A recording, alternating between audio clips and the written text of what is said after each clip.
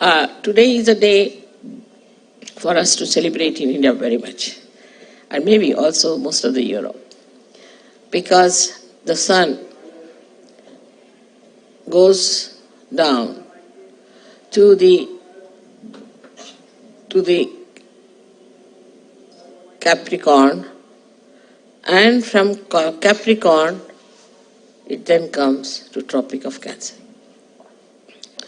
When the sun comes on this earth back, then all the creativity of the Mother Earth starts acting, and she creates such beautiful things like flowers, such nice things, nourishing things like fruits, and fulfilling things like foods. She makes our eyes cool down with the greenery she has, and the way she blesses us is manifold with the advent of the sun. In the same way, now that the sun of Sahaja Yoga has risen and is coming to the zenith, and it has definitely shown you the result on the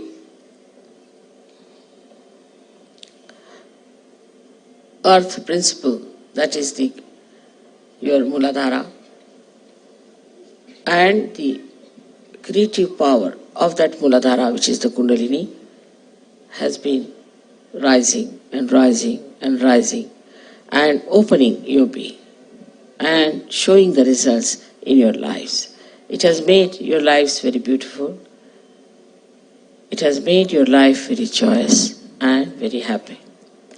Now we are at a point where we have to trigger a new jump, a new flight we have to take.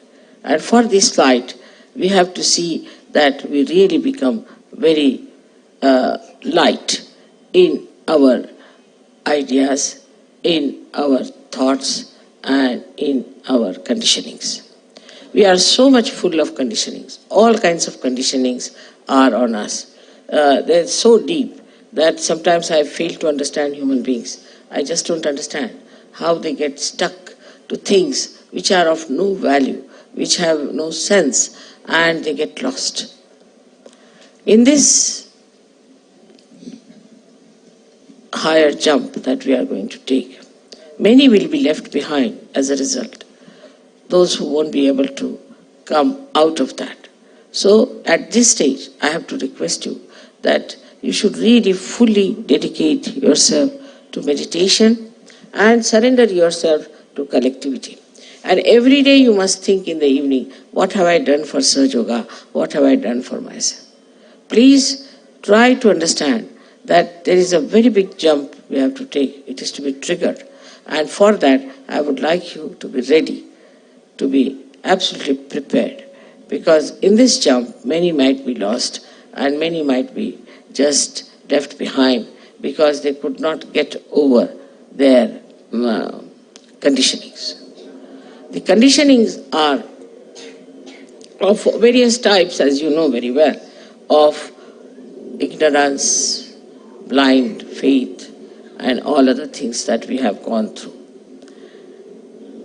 Also, we have conditionings of our country, of our race, of our styles, and so many other things by which we judge others. But we have to judge ourselves, that are we in a search culture or not. If we are not in the search culture, then it's going to be very difficult that you'll board the ship which is going to take us all.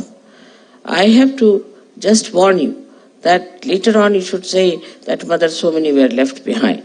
If you find anybody is left behind, please try to help that person. Please try to correct that person. And with clear ideas, and with clear voice, and with clear-cut instructions. If you really find that somebody is going down, you better warn. I am telling you all today, because you will be departing, that you should look after your fellow men, Sahajogis, and tell them that this is a very crucial time, and at this time, none of us should just take for granted Sahaja Yoga. All other things are just a kind of an illusion, that you feel that the worldly things are all right, or with the worldly things you can manage. God doesn't care for people who are rich, or people who are well off, or people who are poor. What He sees, what richness you have got of spirituality. He doesn't bother about your education, of your degrees, of your pompousness, nothing of the kind. What He sees, how innocent you are and how much you have worked for Sahaja Yoga, what you have done for God's work. So all these priorities have to be changed, and one must understand that Sahaja Yoga judges you on a very subtle level. So in this last judgment, now, as many people have been judged as good people, very nice people, but still, for the second jump that you are going to have, we have to be very careful that maybe some of you who think in their heart they are Sahaja Yogis but are not, may be left behind. So it is important that the sun has risen and now it has gone to the zenith. And at the time of its zenith, one has to be very careful, because the same sun which has started making this beautiful greenery all around us may scorch with its heat, many of them. So be careful. And one has to be all the time under the guidance of Sahaja Yoga to understand what is wrong with us, what is making us so heavy, what is making us so difficult. So far, I am very happy that whatever I have been telling you and whatever I have been guiding you, you have accepted it very calmly and sweetly, and that you have tried to imbibe it in your lifestyle. Actually, after some time, I don't think I'll have to tell you anything. You will get your own light to see for yourself what is right and what is wrong.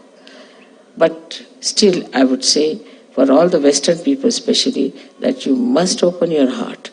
In the puja, in the music, in anything, just see that you open your heart. If you cannot open your heart, this won't work, because this works through spirit which resides in your heart. So please try to open your heart for everything. All your conditionings, all your ego will disappear. When you decide that I have to open my heart to Sahaja Yoga. May God bless you.